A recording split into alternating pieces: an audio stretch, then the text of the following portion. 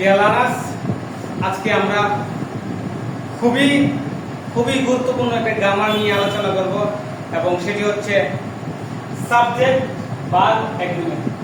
যেই গ্রামারটা বিভিন্ন সরকারি চাকরির পরীক্ষায় এবং বিভিন্ন অ্যাডমিশন টেস্টে প্রতিটা পরীক্ষাতেই কোশ্চেন থাকে।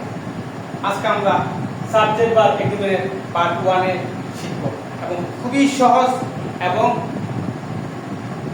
কৌশলের মাধ্যমে।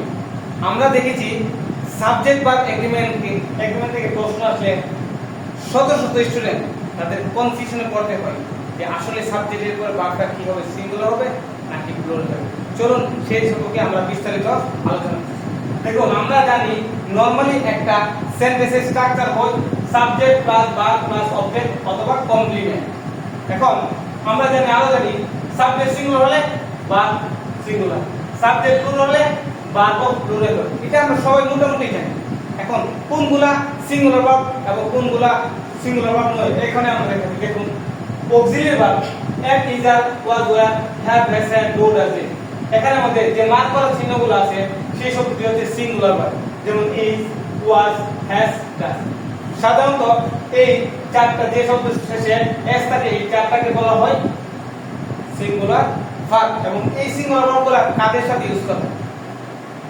নরমালি এগুলা থার্ড পারসন সিঙ্গুলার সাথে ইউজ করা হয়। আমি আবার বলছি, নরমালি এগুলা থার্ড পারসন সিঙ্গুলার নাম্বার সাথে ইউজ করা হয়। এখন আমরা পরীক্ষায় দেখতে পাই যে সাবজেক্ট ভার্ব এগুলো থেকে কোশ্চেন আছে, কিন্তু আমরা এগুলা করতে পারি না, আমরা কনফিউশনে পড়ে যাই।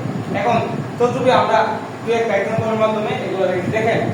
ডট করে থাকলে যে সর্বদাই সিঙ্গুলার ভার্ব গ্রহণ করবে, ডট 1 থাকলে সিঙ্গুলার ভার্ব গ্রহণ করবে, ডট 3 থাকলে সিঙ্গুলার ভার্ব গ্রহণ করবে। এটা মনে রাখতে হবে আপনাকে।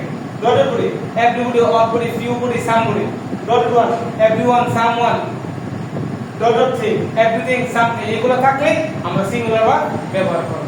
যেমন আমরা আরো দুটো উদাহরণ দিয়ে দিচ্ছি। Someone is are coming. এখন সামওয়ান যেহেতু 1 আছে, আপনার শুধু চিন্তা করেন যে 1 আছে কিনা। এই যে দেখেন সামওয়ান 1 আছে, তাহলে অবশ্যই এটা ইজ হবে, কেন না ইজ হচ্ছে সিঙ্গুলার ভার্ব।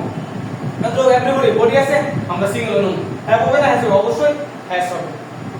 যদি ভিডিওটা ভালো লাগে লাইক করবেন, শেয়ার করবেন, অবশ্যই সাবস্ক্রাইব করে বলতে না।